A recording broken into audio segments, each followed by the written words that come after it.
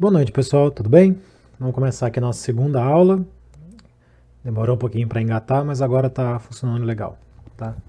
Bom, nessa aula a gente vai falar então sobre a classificação dos seres vivos e nomenclatura científica, como é que ele é feito e por que é importante, tá? A ideia é a gente trabalhar esses conteúdos e habilidades. Quem quiser olhar com calma, aperta pausa e dá uma lida, tá? Mas é isso que vocês têm que aprender e é isso que vocês têm que conseguir fazer ao final dessa aula. Bom, classificar os seres vivos é uma coisa que é feita desde a antiguidade, tá certo? Por quê? Porque as pessoas têm o costume de classificar para poder ajudar a entender, tá certo? Então para você entender para como uma coisa funciona, você agrupa ela junto com outras. Ah, isso aqui é tipo tal coisa, tá certo? Que nem você pegar e mostrar um, um notebook para uma pessoa e falar, olha, isso aqui é tipo um computador, só que móvel. Ou você mostrar um tablet e falar, olha, isso aqui é tipo um celular, só que tem um pouco diferente. Então a gente organiza as coisas, por quê? Porque se você sabe que aquilo está no mesmo grupo, algumas coisas que você conhece para um podem ser extrapoladas para os outros, tá certo? Então é uma forma de você tentar juntar coisas parecidas para prever as características de um membro desse grupo.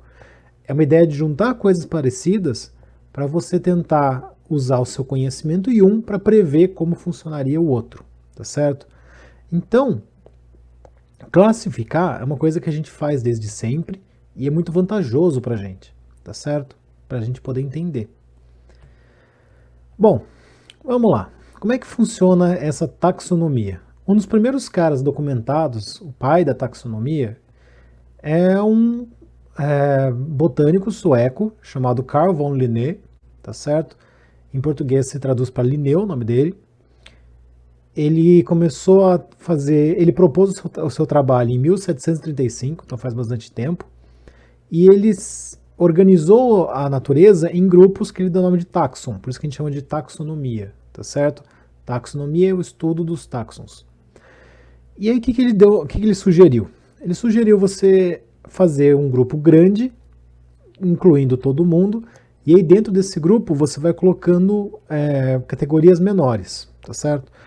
Então, para tentar ficar claro, imagine o seguinte: imagina que você tem aqui, ó, um grupo bem grande, que seria o domínio dos seres vivos eucariontes, certo? Então aqui está todo mundo que tem núcleo, certo? Então essa é uma forma grande de você organizar. Só que dentre os seres vivos que têm núcleo, você tem aqueles que são plantas e aqueles que são animais. Então você tem grupos menores dentro desse grupão gigante, tá certo? Então eu vou colocar no mesmo reino os organismos que têm uma característica específica mais parecida. Por exemplo, nesse caso, os animais, certo? Ou seja, dentro desse domínio eucarionte, nós temos o reino dos animais, que são aqueles seres vivos que fazem algum tipo de respiração, mas não fazem fotossíntese, que não tem parede celular, mas tem uma membrana. Então você monta aqui um grupo menor dentro do domínio eucariontes, tá certo? Aí dentro dos animais você tem vários grupos menores. Então dentro dos animais eu tenho aqueles animais que têm o que a gente chama de nodocorda. É como se fosse um estágio de desenvolvimento que vai dar origem ao sistema nervoso, tá certo? E aí dentro dos cordados você tem um grupo menor.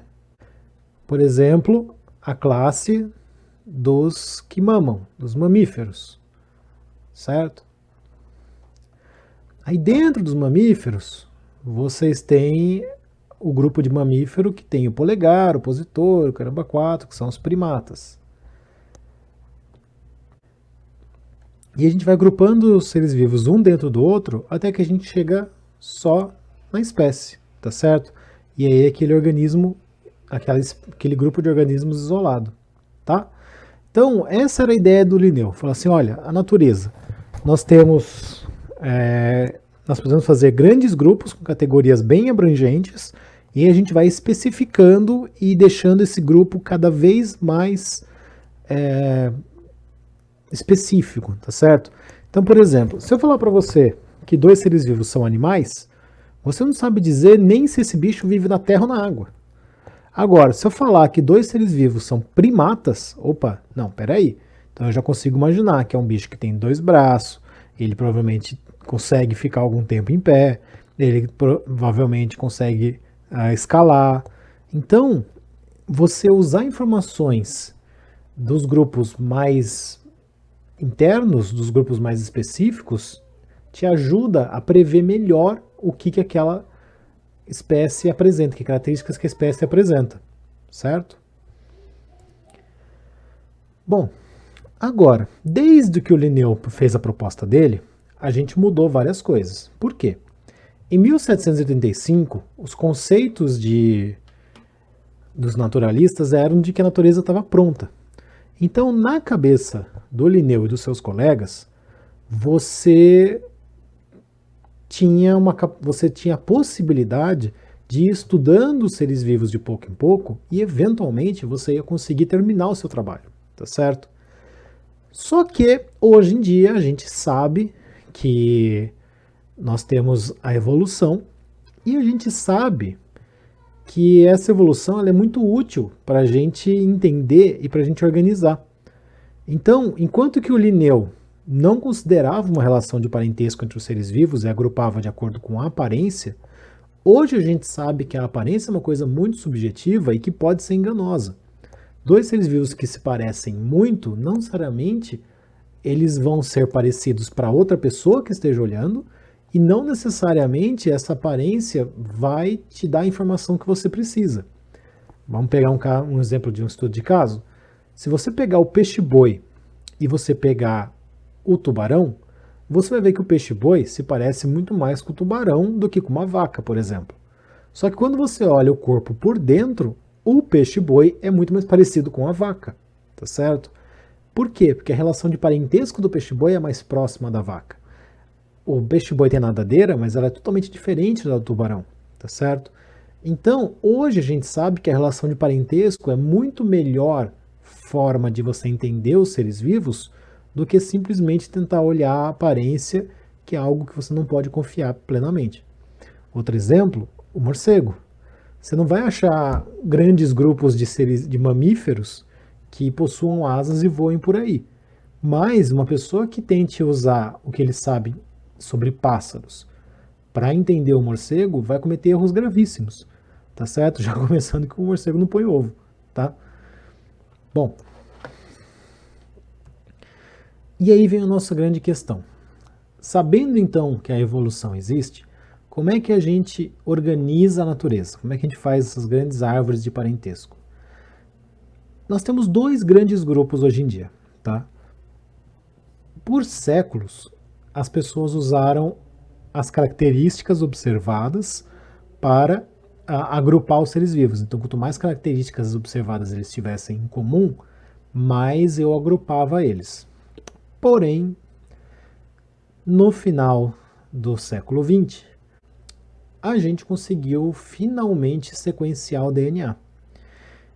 E se você é capaz de ler o DNA inteiro de todas as espécies, ou da espécie que você quiser, pelo menos, você pode usar isso para saber a relação de parentesco entre os seres vivos, como se fosse uma espécie de exame de paternidade. Então eu pego várias espécies que têm uma aparência semelhante, comparo o DNA de todo mundo e eu falo, olha, essas duas espécies aqui têm um DNA 92% parecido. Essa com aquela é só 90%. Então, provavelmente, os de 92% parecidos são parentes mais próximos e o de 90% é um parente um pouquinho mais distante. Então, hoje, nós temos essa forma de classificar usando DNA. E existe alguma resistência, tá certo? Mas eu confesso que eu sou um fã da classificação por DNA, tá? Bom, como é que ficou então? Né? Agora que já passamos pelo Linneu, já evoluímos, já aprendemos sobre evolução, vocês vão ver em muitos... A verdade é, você vai ver em muito vestibular ruim e preguiçoso as pessoas usarem o reino, filo, começando no reino, tá certo? Mas, hoje em dia, a gente considera o maior grupo sendo o domínio. Então a gente começa com domínio, reino, filo, classe, ordem, família, gênero e espécie. Eu vou mostrar várias vezes de novo, não precisa ficar voltando o vídeo agora para olhar, tá? Bom, então o que era o reino? O reino foi considerado por muito tempo a maior unidade, tá? O maior grupo. Então eram os famosos 5 reinos, que era o reino Monera, o reino Protista, Fungi, vegetal e animal, tá certo? Só que a gente percebeu vários problemas, tá? Primeiro, o problema que sempre existiu. O reino Protista, ele é um reino artificial, ou seja, ele é um reino que não tem uma característica que mantém todo mundo junto, certo? Então, o reino vegetal, todo mundo tem cloroplasto, todo mundo tem mesênquima, enfim. O reino vegetal, todo mundo tem várias características em comum. O reino animal também tem uma característica que une todo mundo. O reino fungi também tem uma característica que junta todo mundo. O reino protista não. É tudo que assim, eu não sei mais onde pôr, não combina com os outros, reino protista, tá certo? Então já é um reino que não serve para nada. Além disso, foi se descobrindo, sequenciando o DNA, e hoje em dia, que nós estamos muito mais eficientes no estudo de bactérias, a gente descobriu que o reino Monera tem mais espécie que todos os outros reinos juntos. Então não faz sentido você ter um reino que é maior que todo mundo. E aí, para contemplar essa grande divisão, é que o reino Monera desapareceu, ele não é mais considerado um reino, tá? É possível que você encontre isso em algum vestibular, se o vestibular for um lixo, certo? E se aparecer isso no vestibular bom de FUVEST, Unicamp, Unest, eu vou ficar indignado, tá certo? Mas o reino Monera não existe mais. Então o que virou o reino Monera? O reino Monera virou o domínio bactéria, porque era basicamente um reino só das bactérias. Tá? Onde que nós fomos parar? Nós somos eucariontes. Lembra aquela conversa do ano passado? Célula com núcleo, célula sem núcleo? Então, os eucariontes são o domínio eucária. Não é nenhum absurdo de você lembrar, tá certo? E tem um terceiro domínio, que é um grupinho de seres unicelulares, chamado arqueia, certo? Eles são... Se você olhar a aparência deles, eles parecem bactérias. Mas quando você olha o DNA parece mais com a gente. Então, como eles são esse meio termo, a gente geralmente não fala muito da arqueia. Mas são seres vivos muito legais que vivem em ambientes extremos, é vulcão, lugar congelado, é um grupo extremamente interessante, mas não é muito estudado, tá? Então agora a gente tem esses domínios. Então primeiro vem o domínio. Para você lembrar dos outros, você tem essa frase aqui que é o reficofage, tá certo? Que é um mnemônico, é uma forma de você lembrar. Então é re de reino, fi de filo, c de classe, o de ordem, fa de família, g de gênero e e de espécie. Então, com o reficofage, você sabe sempre a sequência que você tem que colocar, tá certo? E aí vamos fazer um exemplo. Olha aqui como é que ficou a classificação dos humanos, certo? Então, para começar, nós estamos aqui no domínio eucária, certo? Aí o nosso re de reino é o animalia. Dentro dos animais, a gente está no filo dos cordados, que é quem tem a coluna, que vai formar o sistema nervoso. Dentro dos nossos cordados, nós somos parte do grupo mamália. Então nós somos aquele que tem sistema nervoso, mas não põe ovo, não voa e tal. Dentro dos mamíferos, nós somos aqueles primatas, ou seja, nosso polegarzinho está aqui embaixo, a gente não tem aquela patinha de gato, aquele canino enorme de leão e por aí vai.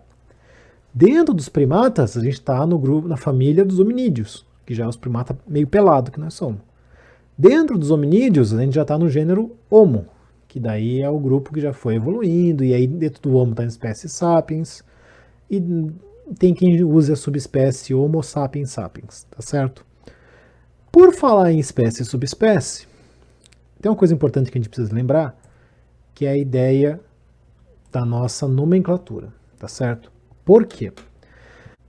Imagina que você vai tentar catalogar e classificar todos os seres vivos. Não só isso é um trabalho enorme, como fica o tempo inteiro surgindo espécies novas, certo?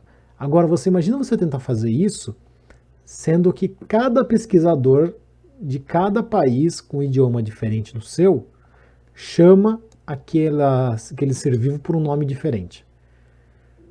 E aí, pior, pessoas dentro do seu próprio país, com o seu próprio idioma, vão chamar aquele ser vivo de uma maneira diferente. Então você imagina que você está estudando uma planta no estado de São Paulo por um nome. E aí um pesquisador no Nordeste está estudando a mesma planta, só que por outro nome. Até vocês dois perceberem que vocês estão fazendo o mesmo trabalho e que isso não é produtivo, vão ser anos de pesquisa, tá certo? Então, para evitar essa redundância de ter um monte de gente estudando a mesma coisa sem perceber, e pior, imagina você tentando pegar informações sobre aquele organismo, só que como é que você vai adivinhar o jeito que os russos chamam aquela planta, tá certo? Então, para a gente poder se encontrar e bater os dados, nós temos as regras de nomenclatura. E as regras, gente, elas são simples, elas são claras, tá certo? Então, vamos lá. Primeiro de tudo, a gente não escreve em português, nem em inglês, nem em francês, tá? Por sorte, a gente usa uma língua que morreu, que é o latim, tá? Que assim ninguém fica com birra. Porque hoje em dia, mas o inglês é a língua mais falada no mundo. Mas se você tentar falar inglês na França, você vai ver a treta que vai ter, tá certo? Então não tem essa desculpa. Nomenclatura científica é feita em latim, não é o idioma de ninguém e não tem erro, tá certo? Para você escrever, você vai usar os nomes científicos sempre com o gênero e a espécie, o nome composto, tá? Que nem nome de uma novela mexicana, tá? Então, por exemplo, o homem. O homem é o Homo sapiens, que nem a gente viu no último slide, nos últimos slides. Então repare, ó, que a minha letra do gênero, ela é em maiúsculo. A minha letra da espécie, ela é em minúscula, tá certo? Então é sempre o gênero e a espécie, um em maiúsculo e o outro em minúsculo, tá certo? E para ficar mais fácil de você achar num texto o nome científico, a gente tem uma regra. Se eu estiver fazendo à mão, que nem eu estou fazendo agora, eu vou sublinhar, para ficar fácil das pessoas entenderem. Se eu estiver digitando, aí eu posso...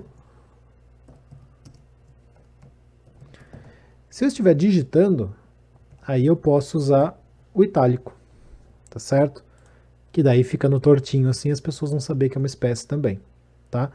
Mas não pode fazer em itálico na mão? Não, porque tem gente que escreve torto. Você não vai saber se o bagulho tá em itálico ou não tá certo? Senão o texto inteiro dele tá em itálico. Então, é só isso, gente. Faz em latim, gênero, espécie, gênero maiúsculo, espécie minúscula. Tá fazendo à mão? Sublinha. Tá digitando? Itálico. Tá certo?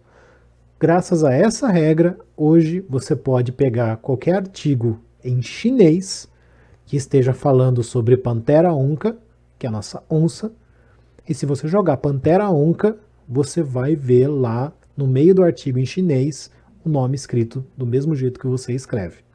Você não vai entender nada do resto do artigo, mas que você vai achar Panthera onca, você vai achar. Tudo bem? Pessoal, então daqui vocês respondam um questionário que eu vou colocar. Bom descanso para vocês, façam com calma, tentem fazer até sexta-feira que vem. Beleza? Um abraço para vocês.